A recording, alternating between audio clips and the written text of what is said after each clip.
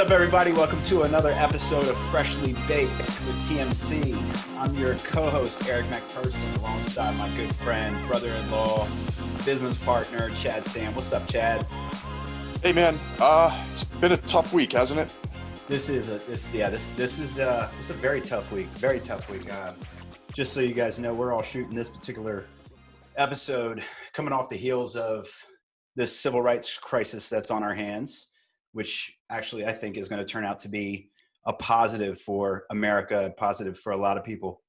Thinking about it though, we've got a health crisis going on, we've got an economic crisis going on, and we have a civil rights crisis going on. So it's been one hell of a couple months, and this week is definitely one that it's a very difficult thing to process right now.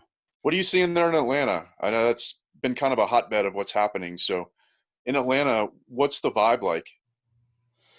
It's still an active protest area, man. And the first couple days going back to this past weekend into the early week, a lot of anger, but a lot of young people that are involved in this thing and are really, making sure that their voices are heard when it comes to the Black Lives Matter movement.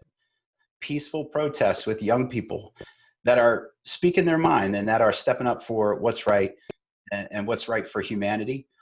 And it's actually a really, really cool thing to see. And I'm very, very, I'm very optimistic about the future because of our young people. I'm like you. I'm optimistic about this. The other thing that I think is really important to note is that we never know what it's like to walk in someone else's shoes. And even if we try as hard as we can, we will still never know what it's like to be somebody else, to have a different color of skin, to be born under different circumstances or different situations, to be born in another country and to have the opportunity to arrive here in a land full of opportunity. We don't know what it's like to walk in other people's shoes. And even though we may feel like we are enlightened to a certain situation, we might feel like we're sympathetic to other races and other religions and other causes, and we might think that we do the best that we can and that we're there. We're not there. I can't wait till we get to a point.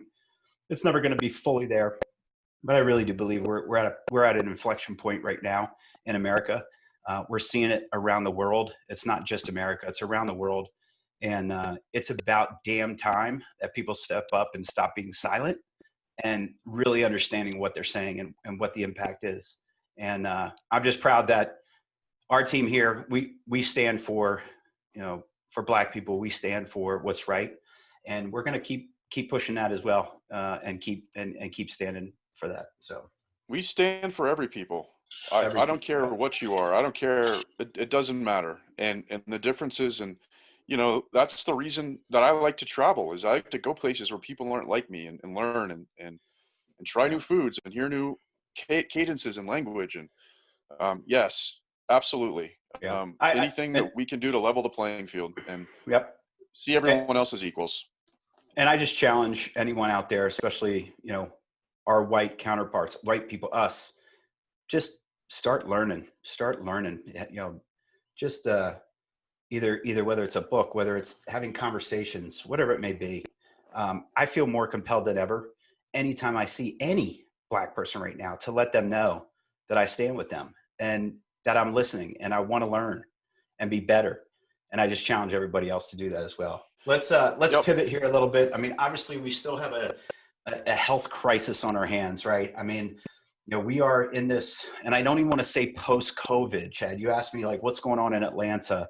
When we take a look at what the numbers are now that things have opened up, and then we're getting to that next phase of opening up where restaurants are going to be now really, back, bars back, depending upon where you live around the United States. There are changes that are happening that are, and again, we can't even say post-COVID, right? I mean, because we're still in it. We're seeing numbers. It looked like things were trending down, but now they're trending back up again here in Georgia because of what's been going on with opening back up. So we're all still looking at those, COVID numbers, especially over the next 3 weeks, I think the next 3 weeks is going to be a real key point here. But as we talk about these things, we're about to have Ken Schwartz on from SSA, who's a longtime consultant, world-renowned commercial kitchen designer and consultant. And one of the things that I wanted to get your take on from this perspective is, like, when we start to think about from a restaurant perspective, like, my wife and I, we talk about what are we comfortable with, right? There's this comfort level that everyone has, and it's different. Are we comfortable going to sit down in a restaurant right now?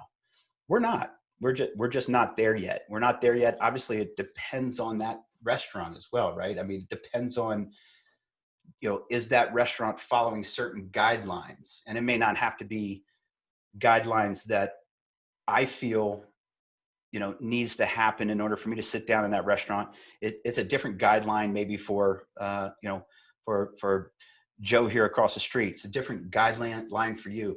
We're just not comfortable going and sitting down in restaurants. But I will tell you, I probably 6 days out of the week, we are supporting the restaurants from a delivery and carry out perspective, which you could probably tell if you guys are watching this video right now and seeing me. But what's your comfort level, Chad, there in Boulder of eating out? I mean, are you there yet? Are you guys there as a family ready to go eat out, sit down in a restaurant there in Boulder? No, and we just really started opening up like a week or so ago.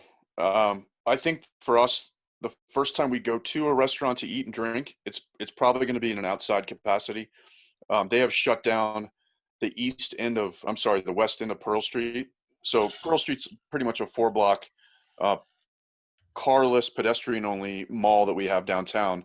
But then on either edges of it, on the east and west side, it opens back up to auto traffic. And the block that is the most immediate on the west end of that pedestrian mall, there's a ton of restaurants. So they have temporarily blocked it off. And tables are now out in the streets, out in the what is normally the parking spots, Hmm. and it's been pretty crowded from what I've seen down there. We haven't been down there to eat yet, and I don't know when it's going to happen, but that's probably how it's going to start.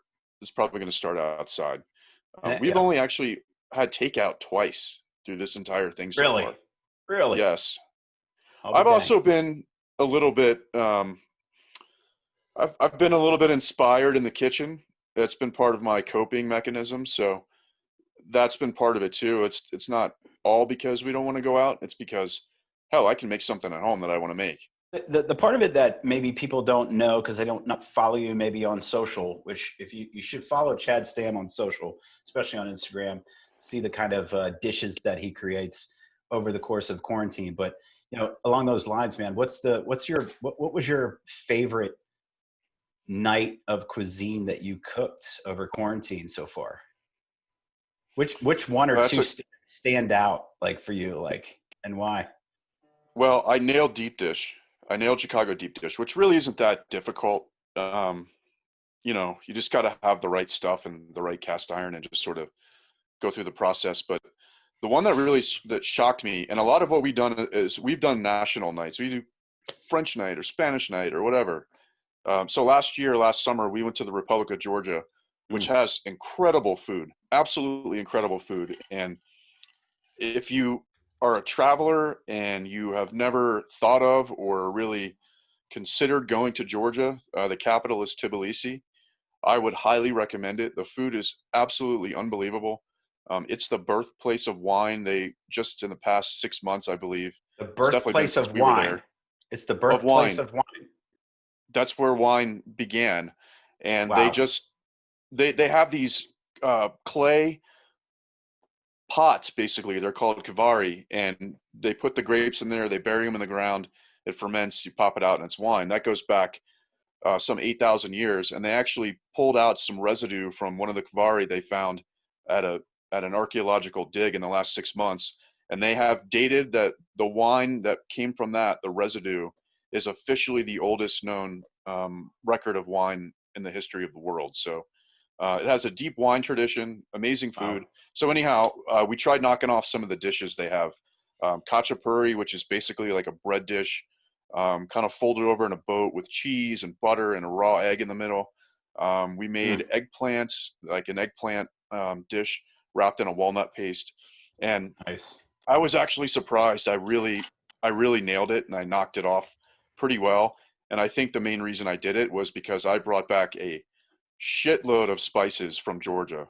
That's one of the things I brought back was a big spice collection, and you can't find those things to replicate here in the States. Like Mm. there's no way to replicate it. So Nice. yeah, I would say Well, Georgia night. good. Well, if you can drop a few images, if you guys are watching this right now, and if you're listening, maybe you can go visit our podcast page and drop a few images of your work there. I think that would be inspiring and awesome to share, man. So speaking of, the comfort level of eating out, I think we're into this 50-50 realm, right? 50% of folks are probably getting ready and willing to eat out.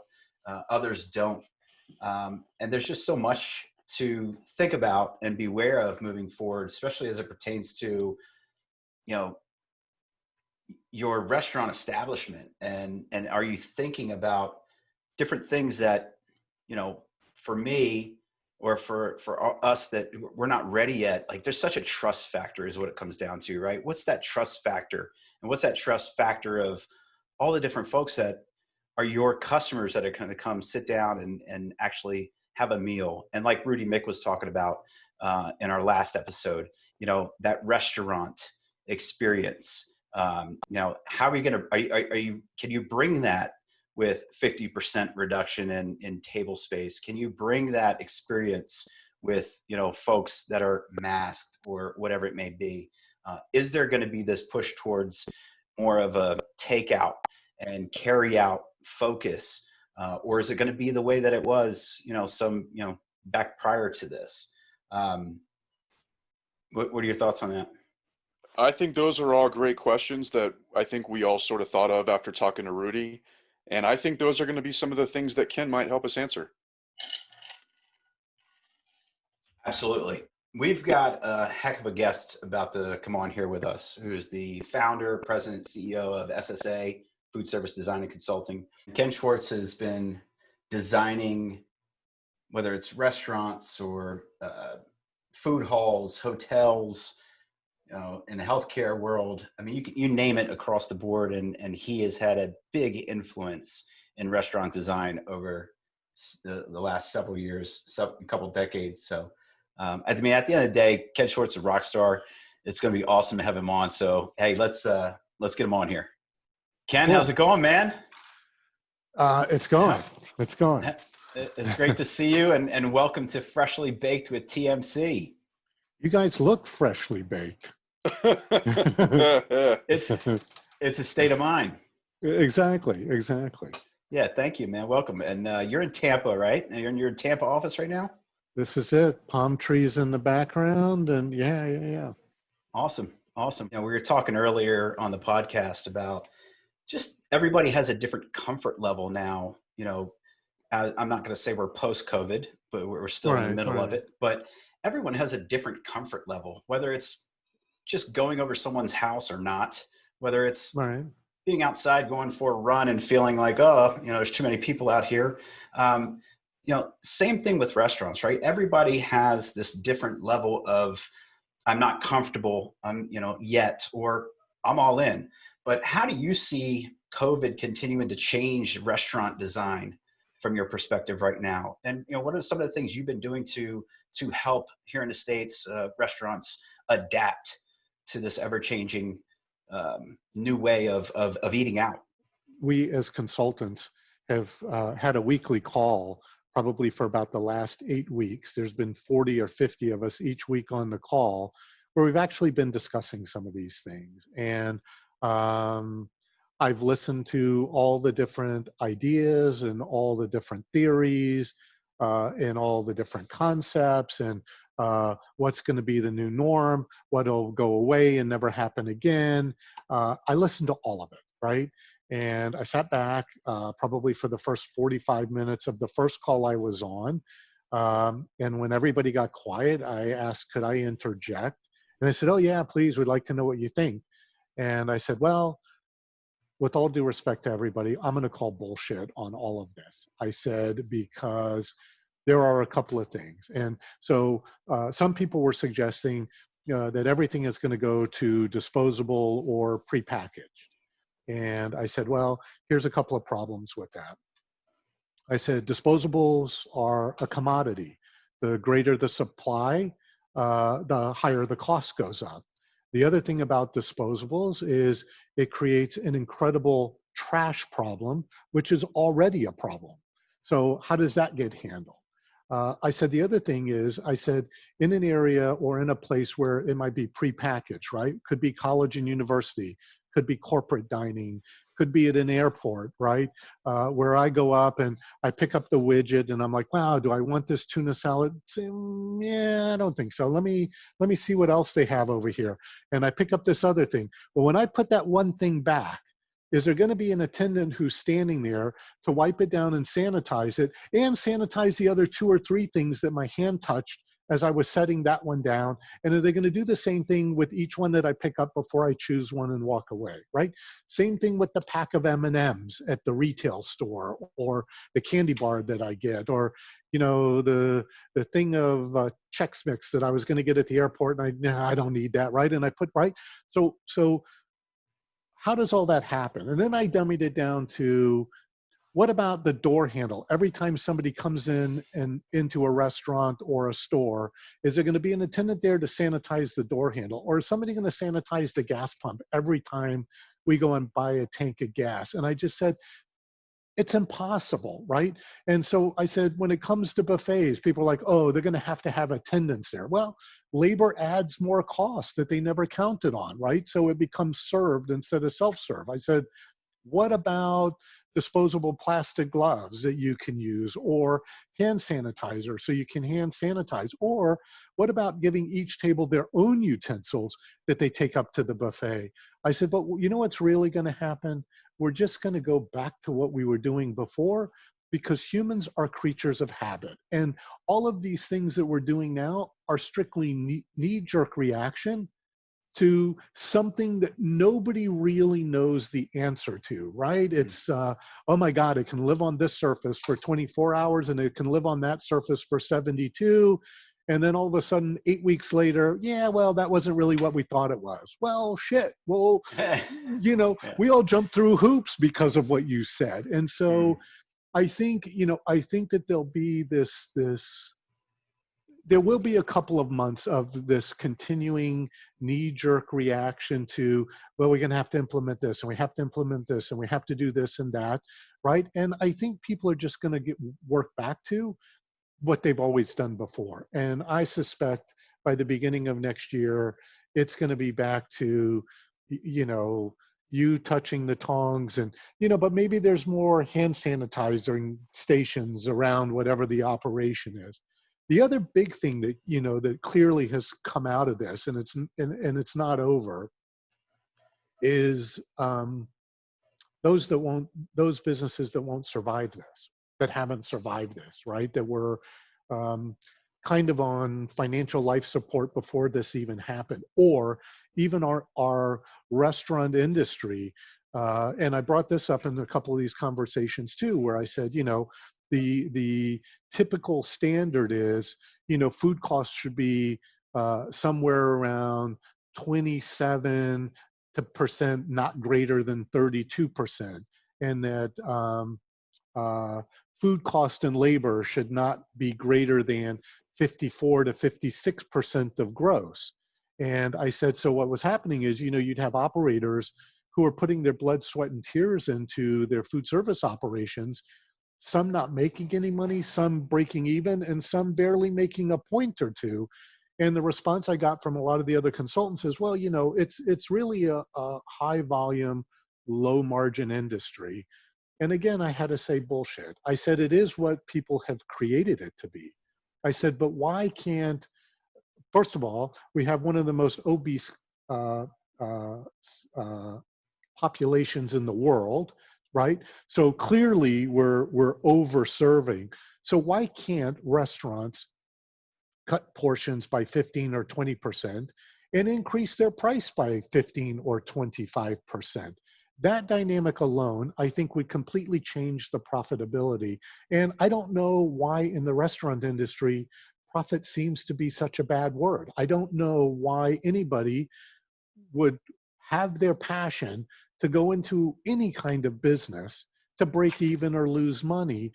Why do so many people do it over and over and over again in the restaurant business? So for a lot of our clients, right, we develop strategic business plans, and part of it is, what are your food costs, what's your sell price, and how are you controlling these things? And I think, honestly, Chad, I think, and Eric, right, I think this is the perfect opportunity for restaurateurs to completely reset their business plan as they start to soft open or reopen.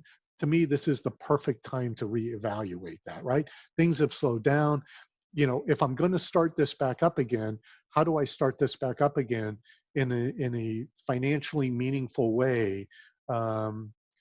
Because they're going to have challenges, right? They're not going to have the same level of business to start. I think credit for them is going to be incredibly tight from their vendors, right? If they get credit at all, it may only be week to week, right? So you're going to have enough working capital to cover, you know, several weeks of salaries, probably 8 to 10 weeks of inventory until revenue is flowing enough to actually now start to cover your cost of operation. Those that don't have enough starting capital to reopen, I think, are in trouble before they ever start. Yeah, Yeah. it's kind of a scary proposition when you think of where things were at, where they might go. And to your point, the James Beard Foundation just put out an article last week about the reinventing of the restaurant and what is it going to look like, and that now is troubling, now is difficult, but it's also an opportunity to reinvent and to reevaluate. And I kind of wonder from your perspective, what are some of those things that obviously you mentioned food costs, you mentioned portion sizes, you mentioned menu prices. What are some of those other things that should be reevaluated right now? Well, you know, there will become those, you know, that's kind of the low hanging fruit, right? Some of those, right? Raise your price, control some of your costs, right? And some of the costs that are not necessarily guest experience cost, right? But are operating costs, right? Whether it be electric, gas, right? Utilities, air conditioning, ventilation, right? The exhaust, right? There is equipment out there, you know, we all own cars 15, 20 years ago that aren't nearly as efficient as the cars that we drive today. It's true with food service equipment, right? Whether it's an oven, a refrigerator, the ventilation system, we've actually proven to clients that they could spend, I mean, this may sound crazy, but you could spend $150,000, $200,000 today, completely redo your exhaust system with a higher efficiency system, and in about 6 years it would completely pay for itself. And then beyond that, right, all of that energy that was being wasted now turns into profit, right? And they can do that at all kinds of levels. Ice machines are more efficient, like I said, refrigerators, cooking appliances are more, right? And so even air conditioning systems are much more efficient now than they used to be 15 or 20 years ago. So all of those things that operators continue to keep band-aiding, right? And they could almost cover the cost of replacing it for what it costs to continually band-aiding it. So some of those things I think probably are worth reevaluating to see where some of those opportunities exist. But you know, just like building you know, a 70-story skyscraper, right? It requires a plan, right? Developing, reinventing your business, in my mind, requires not only a business plan, but every year kind of a look back at not only what we did, but lessons learned. And now how do we update the business plan for the next year, and then monitor it throughout the year, because that's where you start to see you know, creep on cost or creep on labor. And you know, everybody in and around the industry is crying for greater pay within the industry. Well, there would be greater pay if there was greater revenue. And so, yes, those of us who dine out regularly, pre-COVID, and probably since I was a child, probably ate dinner out 5 or 6 nights a week for the last 40 something years. And so I would be willing to pay a little bit more if the experience was a little bit greater. And, so when you think about a $20 or $25 entree costing $4 or $5 more for better hires with better pay, providing better service, that seems like not a high price to pay. Yep. Yeah, I appreciate you sharing that, man. So we talk a lot on this podcast about just leadership, right? Leadership's a big part of what we talk about. And during a crisis, we get inspiration from different places in order to lead. You're CEO, president of your company. You have people that obviously that you're responsible for. You're very influential in the industry. Where do you get your inspiration for leadership? So that's a good question also, because I'm not sure. And so a lot of times when we're interviewing for a project, I'm usually asked, what is the hierarchy of your firm, and how do you guys work? And so I will share with them, yeah, I'm the president, I'm the CEO, and we have a couple of vice presidents, it's printed on people's cards, but we don't really work that way. And, the only way I ever kind of flex the executive muscle, if you will, is if there is a decision that needs to be made that can't be made by consensus. Or, I mean, this happens from time to time. If there's conflict that can't be resolved, then I'll step in. But I rather people work to resolve that. But what I tell potential clients when they ask, how do we work? And we're just starting a big hotel project right now. And so what we do is we get our team in the conference room, and we have some people that work for us who just graduated college last year. We have some people who have been working fresh out of college for an interior design firm for about 2 years and then came to work for us. And we have some more senior people and kind of a good mix in between. And so part of what I tell clients is, we project the project. We have a big wall in our conference room that's painted with whiteboard paint. So we can project a building drawing on the wall, and then we can kind of sketch all over the wall all of our ideas. And so one of the things that we do is we involve everybody. I want everybody's idea, whether you're new to the industry or new to the firm. You're not new to dining out, right? And so, I look at food service from my level and years of experience, but I also want to know what their expectations are as a guest, because everybody that works in our firm is potentially a guest of our client. And I think a lot of firms, where when I go to conferences and I talk to the more senior people in those firms, just because I've known them for so long, and they're like, oh, Ken, you have all your people here. And I said, well, do you have other people here with you? And they're like, no, I just have one other person. And I'm thinking, why? Like, why don't you want your other people to excel? Because again, for me, we're most valuable to the client when everybody in the firm provides value to the firm. And so I want everybody in the firm to participate. It's the only way they learn and can be better. So whether we're going to a trade show or a conference, everybody comes. And one of the first things I tell them is, I grew up in this industry. I know a lot of people.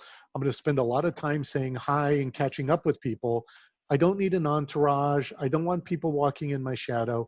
Here's what I want. I want you guys to divide and conquer. We'll get together later for drinks and dinner. And I want everybody to come back with a couple of new pieces of information, of something you never knew anything about. And tomorrow morning at breakfast, you're going to share it with the group. And so not that it forces them to learn something new, but it allows them to open their mind to receive new information. And it's amazing the stuff that I get. I'm learning stuff from somebody in our firm who's 24 years old that I didn't know. And it was like the first time they'd ever gone to a trade show. And I'm like, how did I not know that? Right. And so it makes me better because I allow them to be better. I don't want to be the shining star in the firm. And it's funny, like I tell all of our people, we're incredibly serious about the work, the quality of the work, the quality of the design, but we never take ourselves seriously. Our firm won an award last year, and they're like, "Oh, Ken, the presentation's going to be at this time on this date," and I'm like, "Well, I can't go. I'm in Chicago, but I'm meeting with a client." No, you won the award. I'm like, "Thanks, but I'm not good." So I sent some people, and unfortunately I offended a couple of people. But I'm like, we're not an award-based firm. We could care less. The award is when that client calls us back for the second project and said, "Hey, we have another project. We want to use you again." I don't need to display awards on our website or do any of that. It's about the experience that our client has that really allows them to create this ultimate guest experience. And at the end, when they're like, "Hey, we're going to call you on the next one," right? That's all we need, right? That's all we Yep. need. And so Yep. that's kind of how we manage. And I don't know of firms who do it that way. It's just how we have evolved. Right on. Well, it seems to be going pretty well for you. So I would recommend you keep going in that direction. As my oldest brother, who's our firm CPA, says, you can't lose them all. I like that. I like that. You said something that's pretty interesting to me, and I find it to be so true. It doesn't matter who it is. It doesn't matter how old somebody is. It doesn't matter how old the teacher, how old the student. You can always learn something from somebody. And I don't care how gray I get right here. The moment I stop caring and learning and trying to find out new things is kind of the moment that I don't want to go on anymore, to be honest with you, because that's so much of the nut and bolts of life and enjoyment. So along those lines, we want to take that next step and learn just a little bit more about you and more about where you're from in Florida. And we're going to put you through a series called the Baker's Dozen. It's a rapid fire, 13 questions. First thing that comes to your mind. If you got a little explanation, we're certainly game for that as well. But this is intended to be as fast as you want it to be. All right. Are you ready? Are you ready for the Baker's Dozen? Start the clock. Here we go. Your most coveted passport stamp. Wow. Paris. What about the favorite meal that you've had abroad? La Isola, St. Bart's. Nice. Closer to home now. Best grouper sandwich. Yeah, I don't have one of those. There's got to be so many of them. I cannot. Yeah, there's so many here. I cannot put my finger on one. Sorry. All right. Well, how about fried or blackened with that grouper sandwich? I'm going to say Steelbach, blackened. Right on. Right on. All right, we're gonna switch sandwich gears here now. Go for it. Best Cuban. Oh, best Cuban, Columbia Restaurant. Tampa style or Miami style? There's only one style of Cuban sandwich, Tampa. I love it. Speaking of big choices in Florida, Gators or Knowles? You are talking to the wrong guy. I will tell you guys a very funny sports story. I am not a sports fan of any team or any sport. I'm a big believer in get your ass up off the couch and do it yourself. So I've been a runner. I've been a triathlete. This weekend I rode 19 miles. Last weekend I rode 30 miles. So when we got the project at the 49ers Stadium, and we had a meeting with the 49ers and their business development guy, Maury at the time, we're going into his office and he introduces me to his assistant. I can't remember her name. And he said, she'll get you whatever you want. And I said, like, I don't know, what do you mean by that? And he said, 49er stuff like swag. And he's like, you want jerseys, you want, I'm like, whatever you want. And I said, so we sit down in his office and I said, I got to be upfront with you. I said, I'm probably the only person on earth who doesn't watch sports, who doesn't care about sports, who will not waste time, 3 hours of my day watching football or playing golf. And he's like, you're kidding. He's like, we're the 49ers. He's like, you got to know something about us. Well, I said, yeah, well, I know like who Joe Montana is. And I know like you guys have this Phenom Davis, number 87. He's like, see, you do know something about the 49ers. I said, yeah, not really. I got to be honest with you. I said, you got a poster of Davis right behind you on your wall. He's like, you're an asshole, right? And I said, oh, like, that's me what I knew. That's what I know. And so, yeah, I am not a sports fan. Sorry. So that being said, let's shift gears and let's talk about your favorite museum in the world. Oh, the Louvre. And what's your favorite piece in there? There's a lot, but like being so close to the Mona Lisa, pretty righteous. All right, acrylics or oils? Oh, oils. However, I do have a couple of original acrylics from Peter Max, if you guys know who he is. No, Nope. Bob Ross's? I've done a couple of my own Bob Rosses. Okay, so we've done Couple acrylics or oils. What about brick or mortar? In terms of what? One over the other? Yep. You got to have both, or the thing falls down. New York or LA? Oh, New York. Love the California coast, but I love New York. You guys have an office up there too, right? Yeah. Awesome. So the last question, what's your favorite place for baked goods in all of Tampa? La Segunda Bakery. However, a second close, although very different, Wright's Gourmet. Right on. Right on. No hesitation. No. Yes, I like you. Hey, that's awesome. So, and Ken, we really appreciate your time here today, man. Thank you very much. Ken, Cool, appreciate guys. it, man. Good seeing you. Hope to Yeah, see you great soon. seeing you too. Somewhere. Always great to hear your insights. All But right, guys, keep take in care. mind, Chad's dad lives down there, so in Tierra Verde. Where? So we're Oh, Tierra Verde. Yeah, my dad's out there. We go to the beach all the time out at Fort DeSoto because it's like so cool out there. So let me know when you're coming down. We'll go out to dinner. That Yeah, sounds absolutely. fantastic. Oh, you got Three Daughters Brewery shirt. Yep. Very nice. Yeah, very nice. Showing the love. Showing the love. And I like the For sure. German license plate, Eric. Super cool. Thank you. Thank you. Why don't you That's put that actually- on the front of your car? I had it on there for a while. Yeah, but that's cool.